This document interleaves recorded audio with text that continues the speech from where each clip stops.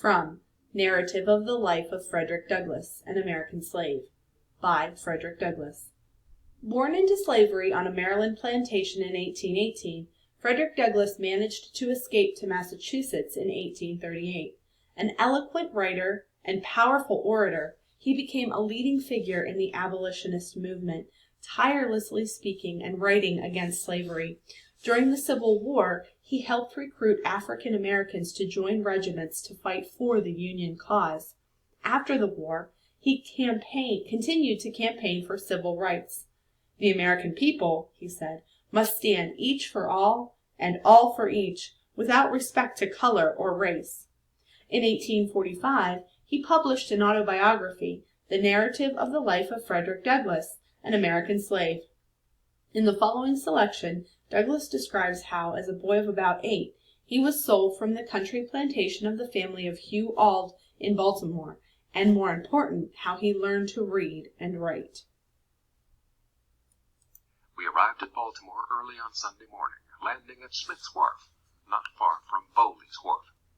We had on board the sloop a large flock of sheep, and after aiding in driving them to the slaughterhouse of Mr. Curtis on Loudon Slater's Hill, I was conducted by Rich, one of the hands belonging on board of the sloop, to my new home in Elysiana Street, near Mr. Gardner's shipyard on Fells Point.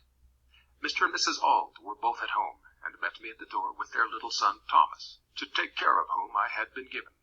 And here I saw what I had never seen before.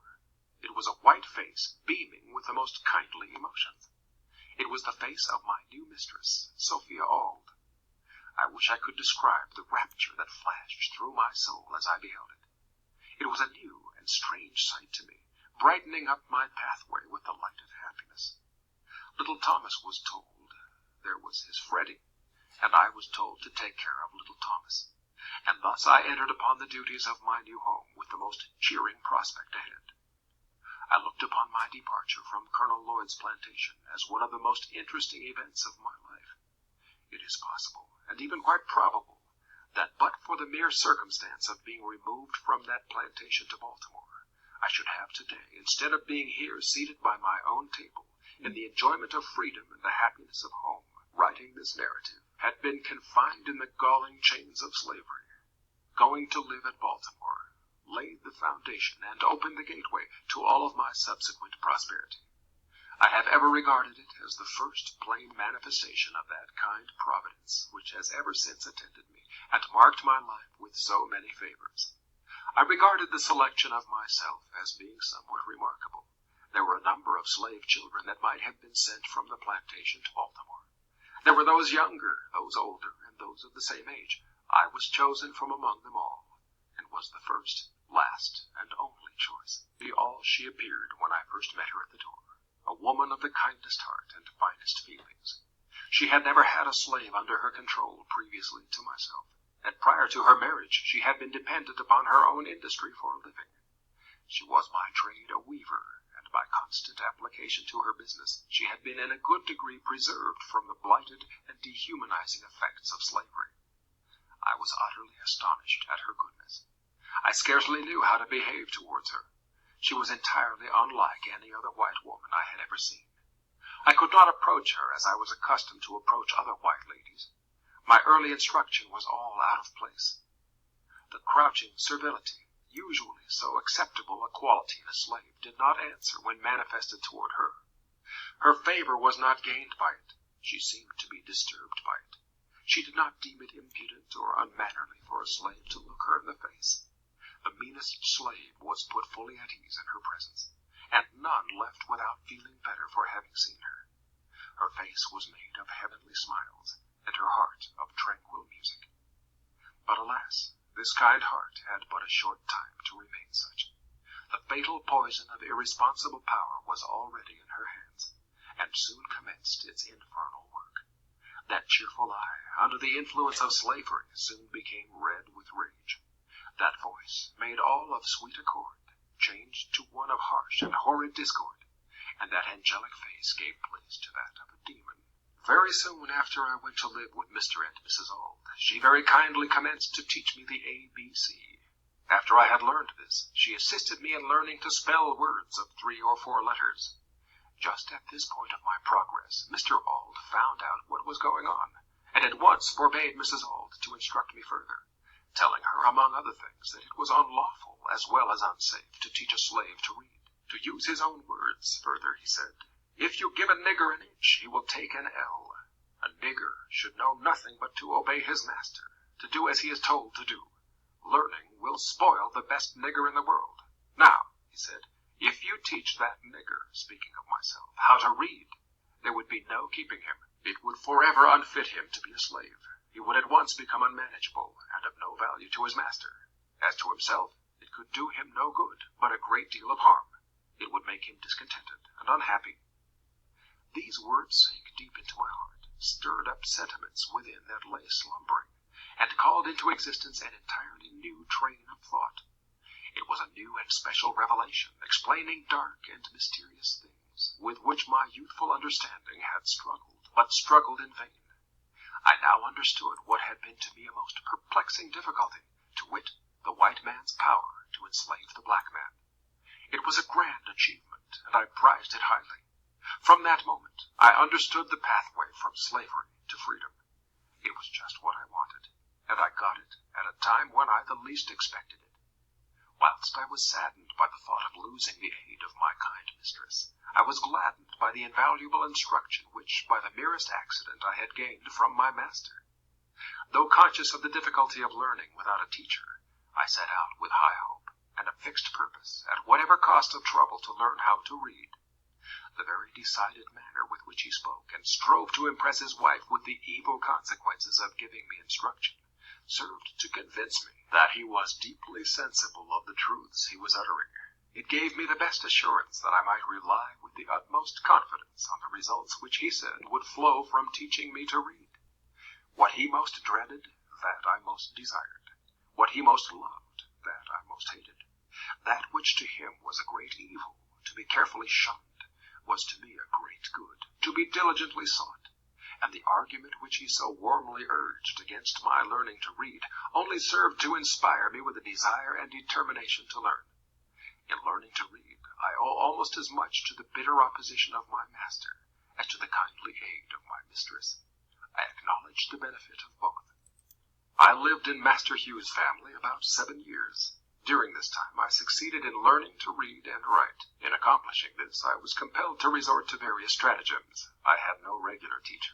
My mistress, who had kindly commenced to instruct me, had, in compliance with the advice and direction of her husband, not only ceased to instruct, but had set her face against my being instructed by anyone else. It is due, however, to my mistress to say of her that she did not adopt this course of treatment immediately. She at first lacked the depravity indispensable to shutting me up in mental darkness. It was at least necessary for her to have some training in the exercise of irresponsible power, to make her equal to the task of treating me as though I were a brute. My mistress was, as I have said, a kind and tender-hearted woman, and in the simplicity of her soul she commenced, when I first went to live with her, to treat me as she supposed one human being ought to treat another.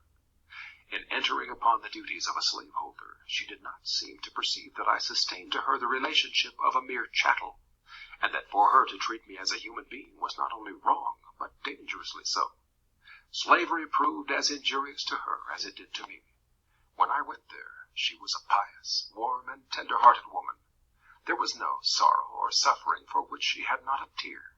She had bread for the hungry, clothes for the naked, and comfort for every mourner that came within her reach. Slavery soon proved its ability to divest her of these heavenly qualities.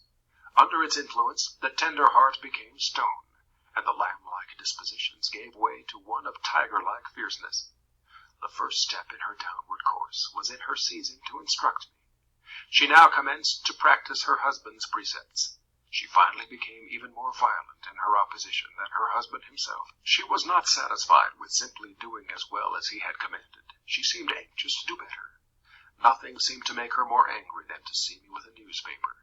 She seemed to think that here lay the danger. I have had her rush at me with a face made all up of fury, and snatch from me a newspaper in a manner that fully revealed her apprehension.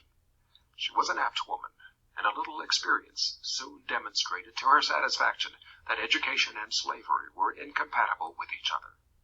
From this time I was most narrowly watched. If I was in a separate room any considerable length of time, I was sure to be suspected of having a book, and was at once called to give an account of myself. All this, however, was too late. The first step had been taken. Mistress, in teaching me the alphabet, had given me the inch, and no precaution could prevent me from taking the L. The plan which I adopted, and the one by which I was most successful, was that of making friends of all the little white boys whom I met in the street. As many of these as I could, I converted into teachers. With their kindly aid, obtained at different times and in different places, I finally succeeded in learning to read. When I was sent on errands, I always took my book with me, and by doing one part of my errand quickly, I found time to get a lesson before my return. I used also to carry bread with me, enough of which was always in the house, and to which I was always welcome, for I was much better off in this regard than many of the poor white children in our neighborhood. This bread I used to bestow upon the hungry little urchins, who in return would give me that more valuable bread of knowledge. I am strongly tempted to give the names of 2 or 3 of those little boys, as a testimonial of the gratitude and affection I bear them, but prudence forbids. Not that it would injure me, but it might embarrass them, for it is almost an unpardonable offense to teach slaves to read in this Christian country. It is enough to say of the dear little fellows that they lived on Philpott Street, very near Durgin and Bailey's shipyard. I used to talk this matter of slavery over with them. I would sometimes say to them, I wished I could be as free as they would be when they got to be men. You will be free as soon as you are 21, but I am a slave for life. Have not I as good a right to be free as you have? These words used to trouble them. They would express for me the liveliest sympathy, and console me with the hope that something would occur by which I might be free. I was now about 12 years old, and the thought of being a slave for life began to bear heavily upon my heart. Just about this time, I got hold of a book entitled The Columbian Orator. Every opportunity I got, I used to read this book. Among much of other interesting matter, I found in it a dialogue between a master and his slave. The slave was represented as having run away from his master 3 times. The dialogue represented the conversation which took place between them when the slave was retaken the 3rd time. In this dialogue, the whole argument in behalf of slavery was brought forward by the master, all of which was disposed of by the slave. The slave was made to say some very smart as well as impressive things in reply to his master, things which had the desired though unexpected effect, for the conversation resulted in the voluntary emancipation of the slave on the part of the master.